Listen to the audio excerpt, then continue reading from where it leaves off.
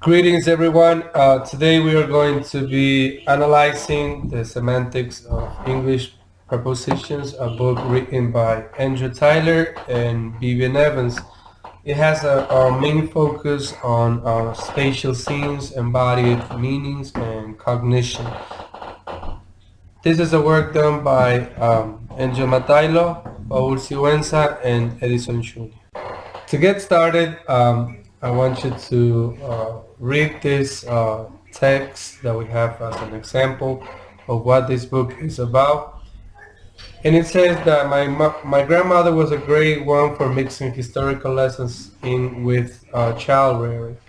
A favorite regularly used when one of the grandchildren was being rebuked for failing to satisfactorily complete some minor tasks and was consequently being required to do it over. In bold pointing to the needlepoint text hanging over the sofa which read, "We won't come back till it's over there." This was inevitably followed by the question, where would the world be if they hadn't done their jobs properly?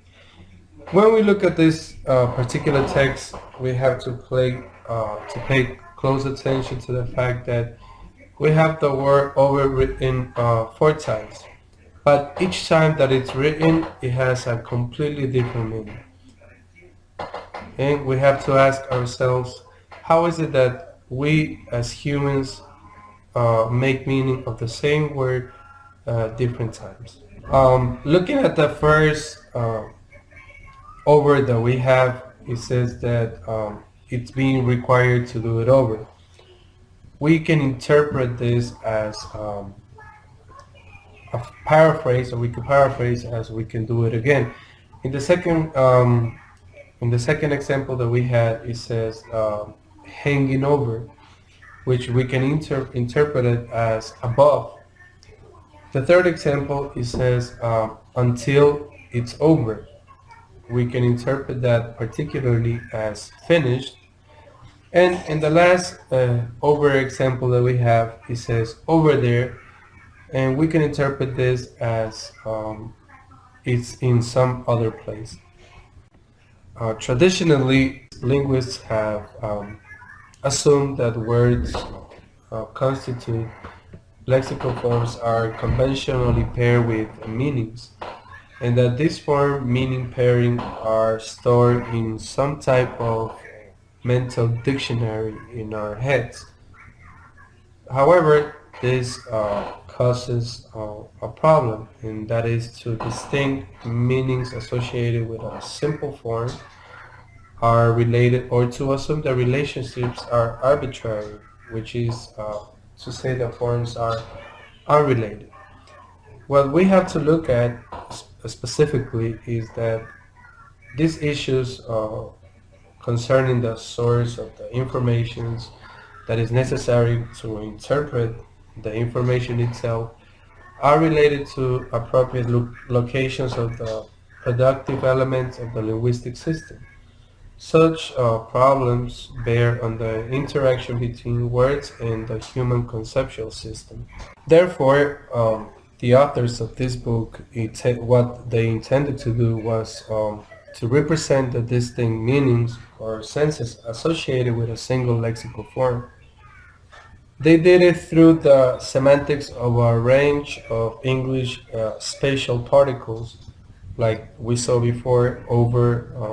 Also, they included prepositions like up, down, in, and out, among others.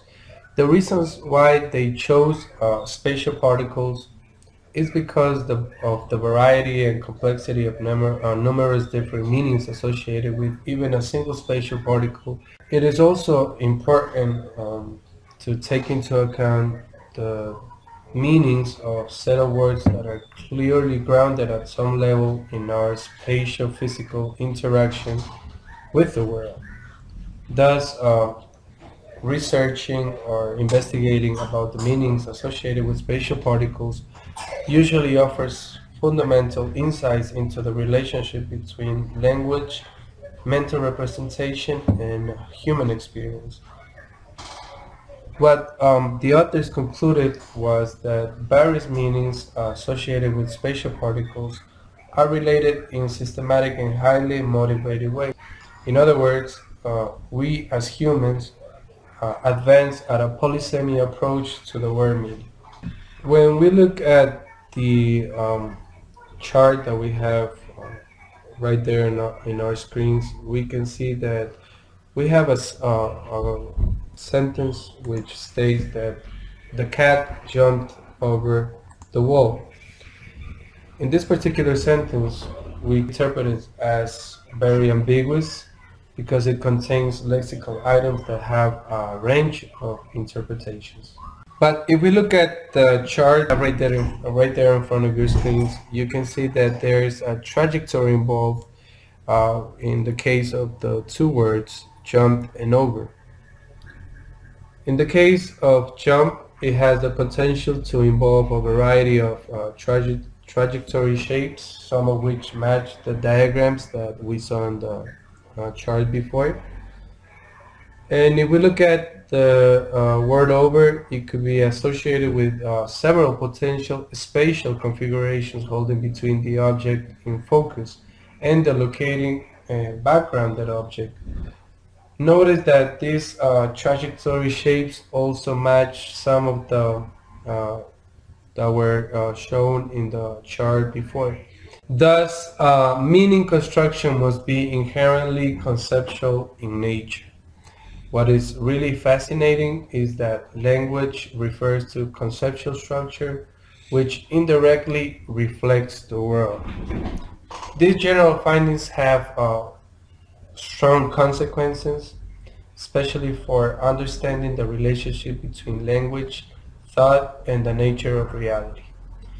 Meaning ultimately derives from the complex interaction between real-world experience and conceptual processes which create and organize this experience in meaningful ways.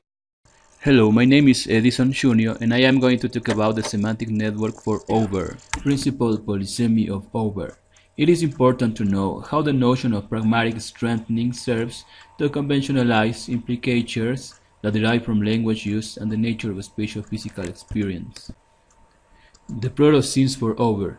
The proto-scene associated with over involved a spatial configuration in which the TR, which is the trajectory, is located higher than the LM, which is the landmark.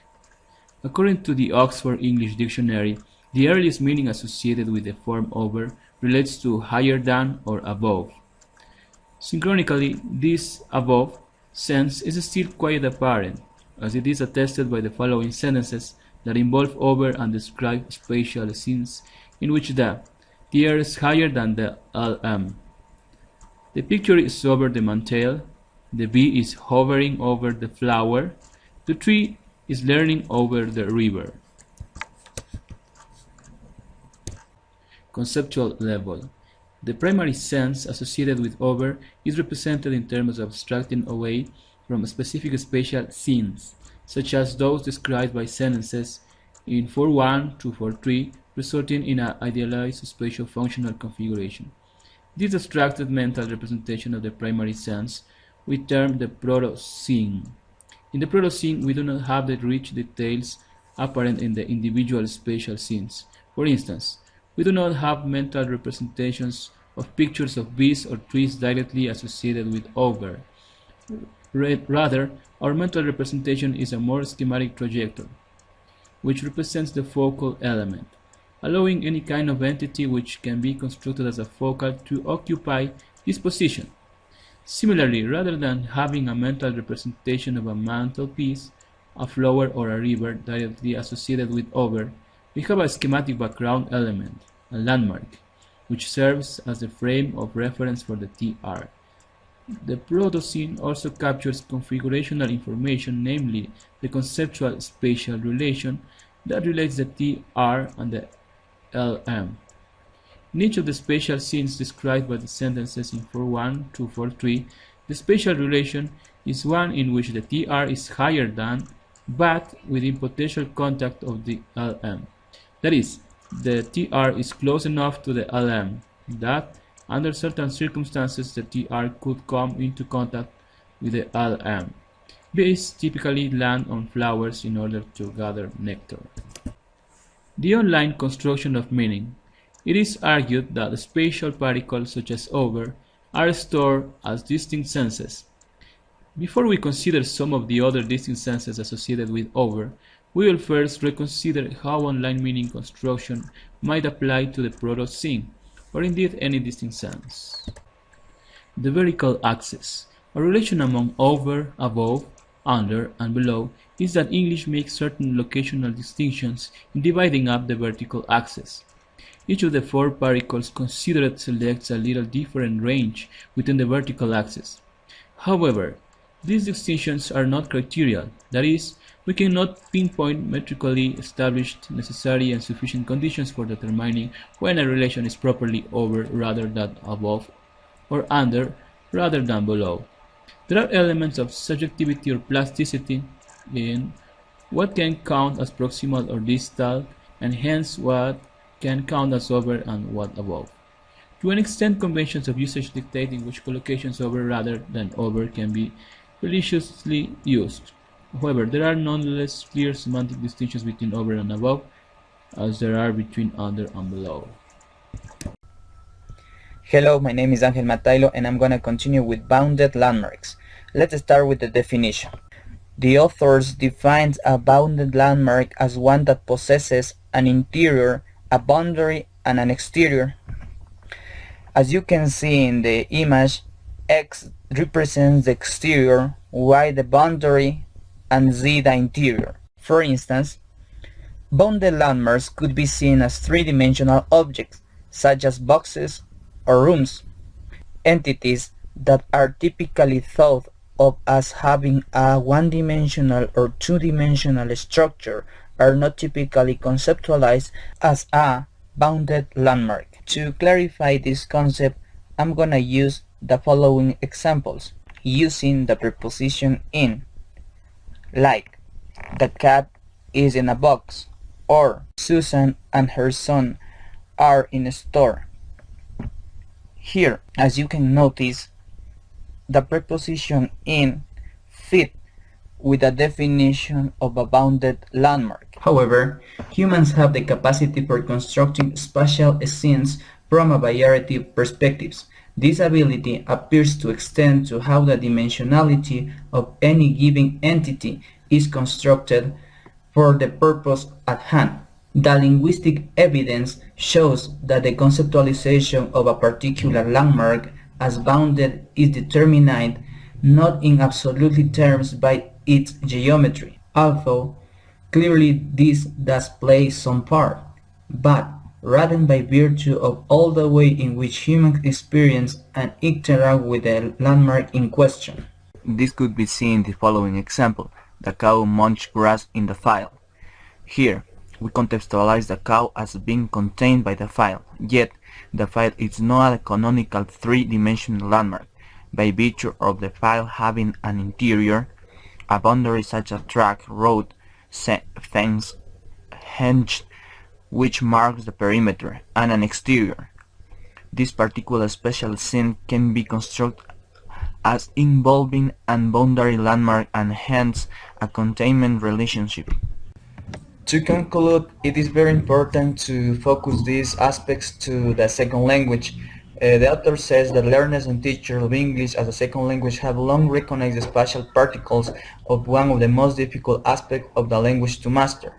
The authors consider that part of the difficulty of non-native speakers have experienced with English spatial particles stem from the lack of descriptive adequacy of the models which have formed the basis of the presentation in English as a foreign language or English as a second language texts and grammars. There has been a tendency to adopt a partial homonymy position, primarily listing various meanings associated with a preposition while offering sketching explanation of concerning to the relationship between the spatial meaning of the non-spatial extension.